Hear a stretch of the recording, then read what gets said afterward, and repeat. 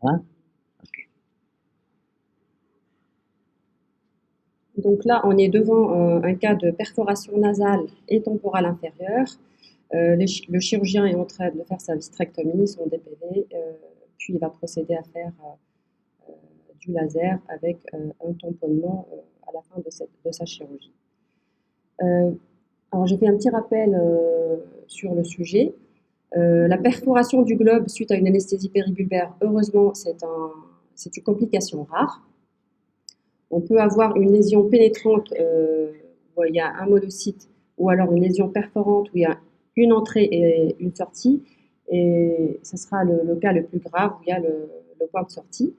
Ça peut survenir lors d'une chirurgie du segment antérieur, et là on peut avoir un retard diagnostique parce qu'on peut découvrir simplement une déchirure à plat post-opératoire, ou alors le patient peut être symptomatique suite au développement d'une hémorragie intravitréenne, voire d'un décollement de rétine, ou alors lors d'une chirurgie du segment postérieur, et la prise en charge peut être immédiate.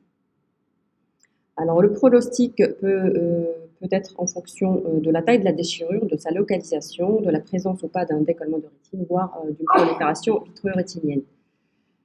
Alors, pour la case prévention, j'ai mis respect des contre-indications de l'anesthésie péribulbaire, c'est-à-dire une longueur axiale supérieure à 26 mm, c'est là où il y a plus d'incidence de staphylocoque, ou alors faire une anesthésie péribulbaire chez un myope fort mais éco-guidé, ce qui n'est pas si évident que ça.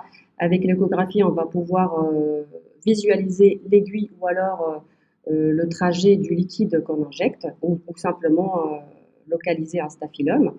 Ou sinon, on peut faire simplement une sous-ténonienne ou une caronculaire qui offre la même analgésie et la même akinésie qu'une péribulbaire. Alors, comment gérer?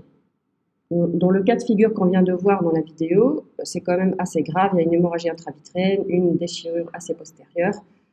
Première chose, je pense qu'il ne faut pas paniquer parce que les enjeux, ce n'est pas les mêmes que de partir avec un patient qui présente qu'une membrane maculaire, par exemple, avec 7/10 d'acuité visuelle P3, que de se retrouver avec un décollement de rétine ou une déchirure postérieure.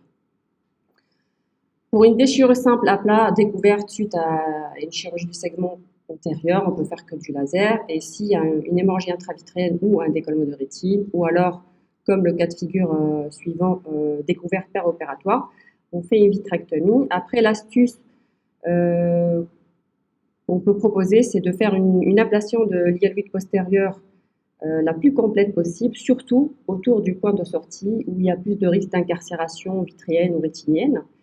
Et pour éviter ça, on peut faire même une rétinectomie, voire une choriorétinectomie après une endocoagulation préalable, faire du laser et un tamponnement selon le choix avec du gaz ou avec du silicone. Donc ça, on peut discuter ensemble sur cette prise en charge.